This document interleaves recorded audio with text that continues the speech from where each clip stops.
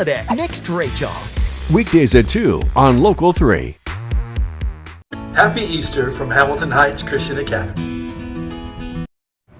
As you well know, if you've been watching the show lately, we've had a lot of conversations about spring cleaning, lots of ways to get in there and get your house ready for the season to come. But very often we can overlook the importance of cleaning out your medicine cabinet. But this morning we'll talk about that because Daphne Kirksey joins us. She's with Tennessee American Water Company, has been coming on the show for, gosh, I guess almost since we started. Yes, talking that's about right. this. How many years have they been doing the drug take back? Over 10 years. Okay. Yes, and Tennessee American Water was one of the very first partners with the different organizations here in town, law enforcement and drug abuse prevention. I didn't realize that.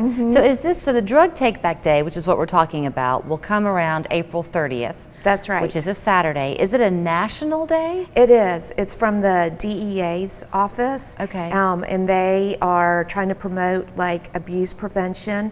And so the idea is that you don't just have old medications lying around in your home that could be a temptation for folks to, experiment with, or it could be even accidental, like an elderly person who doesn't remember, oh, why is this medicine here? And they take it.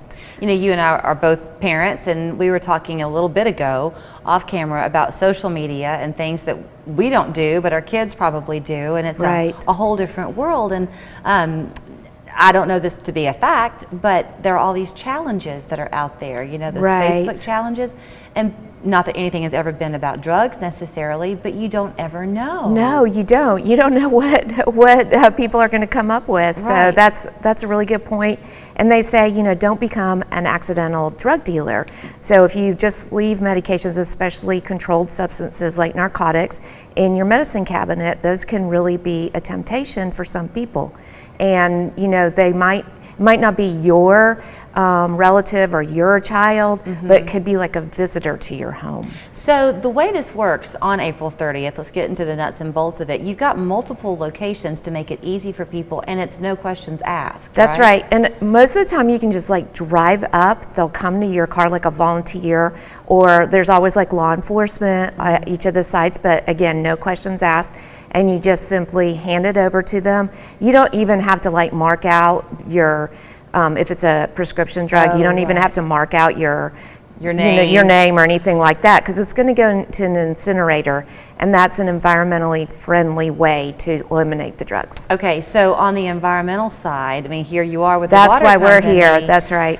Because in the old days, and we all used to do it, just flush that stuff down. Yeah, that's what everybody said to do, and that's just going to go into our natural resources. So we want it to, everybody can play a part in protecting our natural resources. We strongly believe that, Tennessee American Water. Yeah. And so this is one small thing that you can do. It's kind of sad that we've been talking about environmental awareness and things, but it takes a lot of repetition, like getting your kids to eat spinach. You got to give it to them a lot to make it sink in. But the same is true if you are throwing it away. You think, well, I didn't flush it, but that ends up in the landfill. Yeah, it does. Now, if for some reason you really just couldn't get to a spot, you could put it in like used up coffee grounds or cat litter, but really this is the most preferred way to do it. So what types of things should people consider bringing? You mentioned the prescription drugs. You can bring over the counter, you can bring pet medications, you can bring pretty much anything but radiological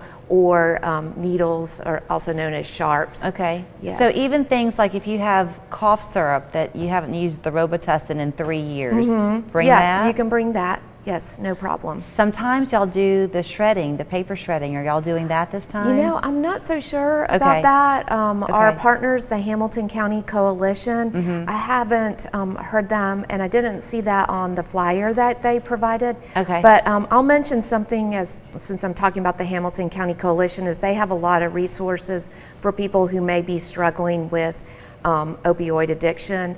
And so, just want to put that out there for anybody that needs that resource. So am I reading between the lines here that if you're somebody thinking, okay, maybe this is my chance to kind of cold turkey get it away, there can be a good and bad in that, because it's not always that easy. So if you want that advocate to help you, they could be it. Yes, absolutely. And they can even like get you the medical care that you may need or the support that you need. So would there be, if they went to one of these locations on April 30th, I know that the anonymity is part of it, but there's no shame in saying I could use some help. Right, yeah, so they have a lot of materials that they'll be giving out, and the materials will include their contact information and stuff, and we always have little goodies to give out as well. Is it a day-long event, or is It's from 10 a.m. to 2 p.m. Okay.